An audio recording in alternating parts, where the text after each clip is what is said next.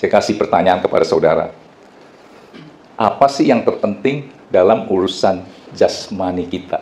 Tadi saya udah agak sedikit membeberkan dikit ya. Jangan kamu khawatir tentang apa yang kamu makan, minum, pakai. Apa sih yang utama di dalam kebutuhan tubuh kita yang utama? Apa? Makan, minum. Setuju gak ya?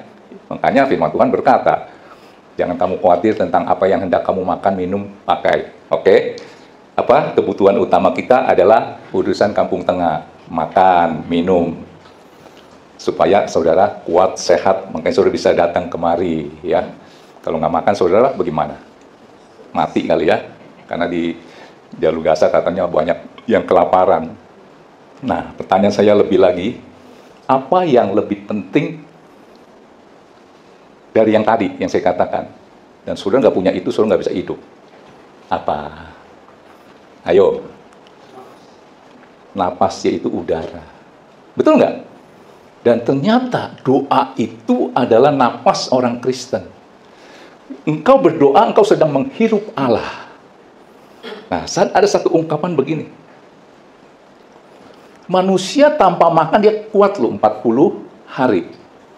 Tanpa minum dia kuat 7 hari. Tanpa udara, ternyata dia cuma bertahan 5 menit. Tanpa harapan, dia hanya kuat 1 detik alias bunuh diri. Saudara, saya yakin ya, nggak tahu ya, mudah-mudahan pendapat saya salah. Nggak semua orang yang ada di tempat ini tiap hari baca firman. Itu makanmu, makananmu. Ini saya mau kasih ilustrasi seperti itu. Kelihatannya saudara sehat-sehat dalam rohani ya, karena saudara makannya mungkin seminggu sekali. Minum air kehidupan yaitu firman, seperti hari ini saudara sedang makan, dan minum air kehidupan. Makan firman, seminggu sekali. Tapi kalau saudara nggak ada udara, nggak napas, ternyata cuma tahan 5 menit. Itu namanya, kalau saudara nggak berdoa, waduh, rohanimu mati. Percaya nggak? Makanya harus berdoa. Tangkap ini? Dan ketika engkau berdoa, itu pasti ada harapan. Tangkap ini ya, kesaksian. Satu hari di Full Gospel Businessman, ada seorang pembicara, dia dipulihkan segala-galanya, akhirnya jadi pembicara di Full Gospel Businessman. Dia bersaksi begini, dia mengalami satu saat keterpurukan yang luar biasa dalam hal ekonomi. Dia, istri, dan dia dikaruniakan anak. Usaha apa, gagal, berhasil sedikit, dimakan orang, ini, itu. Dia belum mengalami Tuhan yang sesungguhnya. Nggak serius banget dengan Tuhan. Ya, Kristen KTP lah. Ke gereja, rajin nggak? Datang ke gereja. Kalau Full Gospel itu di tengah hari ya. Nah, kesaksiannya yang membuat kita ini jadi kuat adalah begini. Ketika dia udah putus asa itu harapan ya, putus harapan. Ini dia bersaksi ya, sampai dia udah nggak kuat. Biasanya apa? Udah nggak ada harapan lagi. Maunya apa? Mati, bunuh diri. Nah, orang ini, pria ini, juga begitu. Dia beli baygon, ambil gelas, ditaruh di gelas. Ada hubungan dengan Tuhan, tapi ya sebatas begitu-gitu aja. Yang tadi saya katakan, ya paling minggu, sebulan, paling 2 kali lah ibadah. Saat itu dia udah nggak kuat lagi, nggak ada harapan, dia mau mengakhiri hidupnya dengan menenggak baygon. Tapi, dia kan orang Kristen kan, tergerak untuk mau berdoa. Dia tantang Tuhan begini. Ketika udah nggak ada harapan nih, dia berdoa begini, Tuhan, aku mengalami hal begini, hal begitu. Saya udah berdoa begini, begitu. Oh Tuhan kayaknya nggak dengar doa saya udah nggak kuat nih Tuhan. Hari ini saya tantangmu. Kalau engkau itu benar ada, engkau tunjukkan keberadaanmu. Sambil pegang nih ya. Dia berdoa sama Tuhan seperti itu. Aku seperti tidak punya harapan. Tadi saya katakan, tanpa harapan orang hanya kuat 1 detik. Biasanya ceker, bunuh diri. Dia ngomong begitu. Saudara tahu Tuhan actionnya seperti apa? Menyatakan dirinya. Tiba-tiba gelasnya ini pecah. Bang! Di situ dia nangis tersungkur. Bahwa Tuhan sebenarnya, mata Tuhan. Itu seperti CCTV, dia pandang kamu terus. Mungkin selama ini kamu berdoa ketika menghadapi pergumulan. Doamu itu asal jadi dan gak ketemu Tuhan. Nah, di saat titik yang dimana dia udah putus harapan, dia mungkin berdoanya sungguh-sungguh. Di situ dia ketemu Tuhan, dan Tuhan menyatakan dirinya dengan apa? Yang tadi saya katakan, gelas itu pecah. Dia nggak jadi. Di situ dia nangis, terseduh-seduh. Di situ dia dilawat Tuhan. Di situ dia mengalami pemulihan. Ya, oke. Nah, sekarang masuk ke manfaat doa dalam doa Bapa kami. Yuk, keluarkan dulu Matius 6 ayat 9 sampai 13. Tuhan ajarkan sebuah doa, yaitu dia ajarkan doa Bapa kami. Saudara kalau memandang doa ini, mendengar doa ini dengan hikmat, itu ada yang luar biasa. Manfaat doa di dalam doa Bapa kami. Ayo, Matius 6 ayat 9. Karena itu berdoalah demikian, Bapa kami di surga, dikuduskanlah namamu. Ayat 10, datanglah kerajaanmu, jadilah kehendakmu di bumi seperti di surga.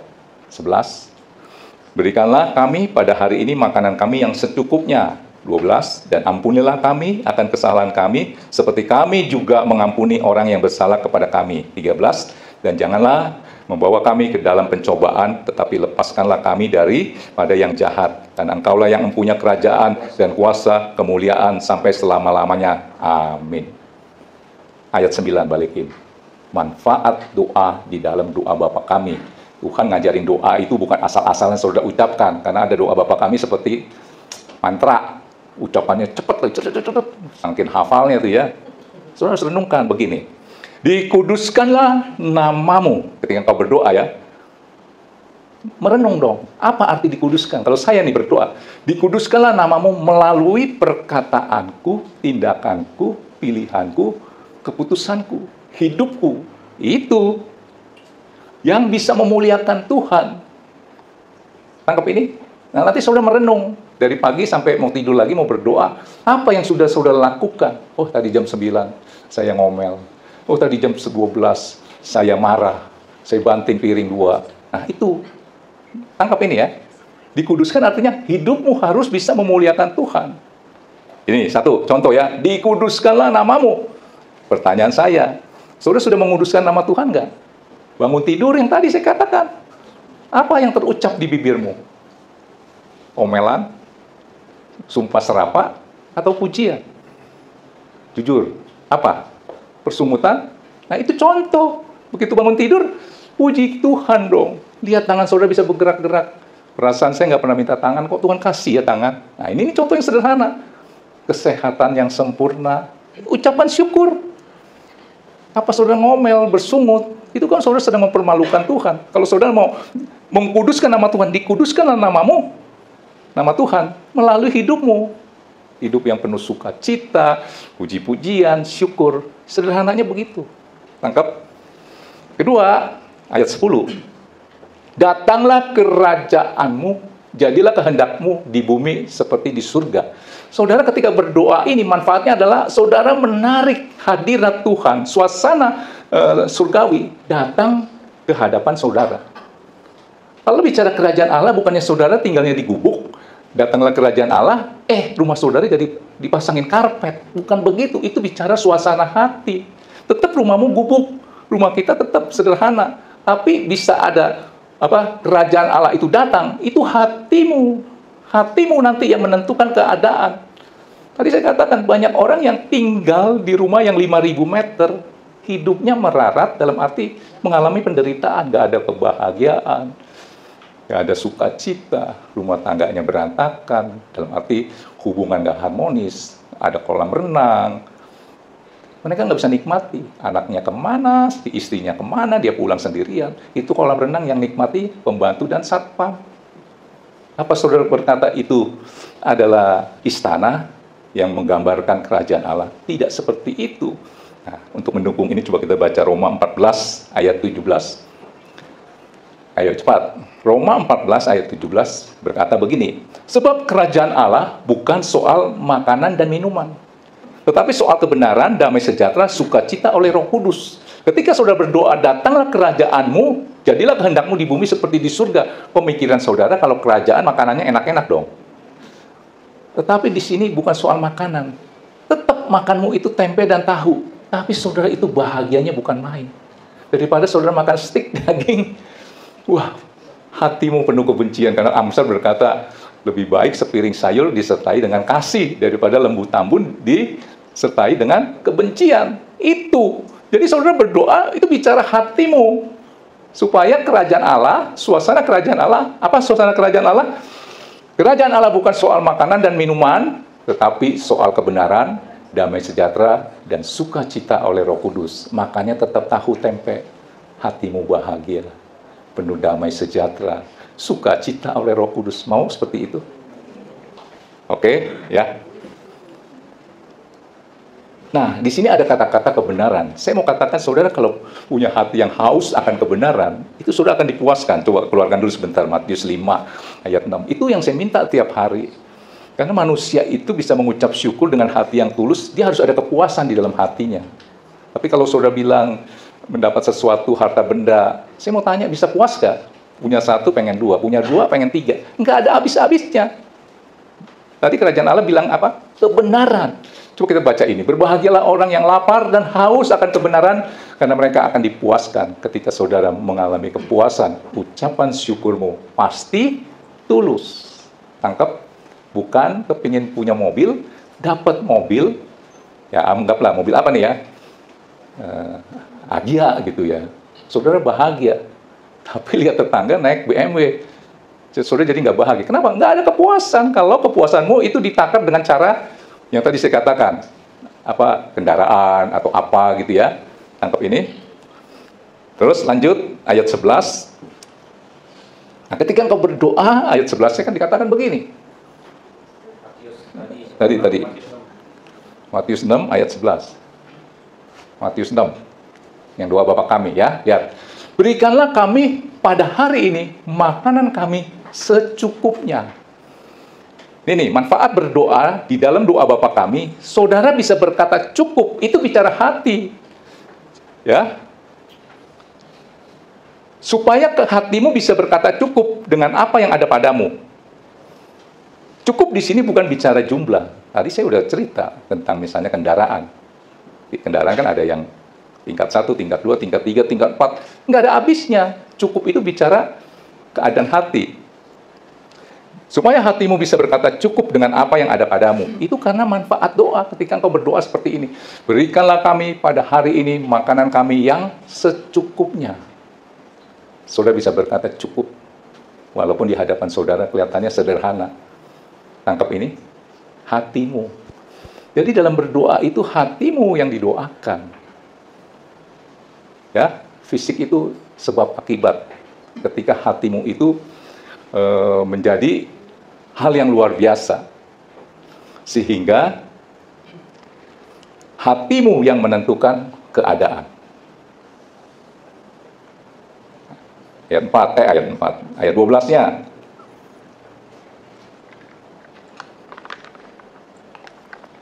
Cukup udah tahu ya? Kata-kata cukup.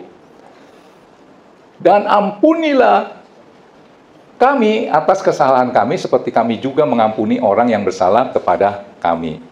Manfaat doa di dalam doa Bapa kami dengan ayat ini adalah, saudara kan kalau mengucapkan firman ini harus direnungkan. Itu saya mau katakan, saudara mendetok hati saudara.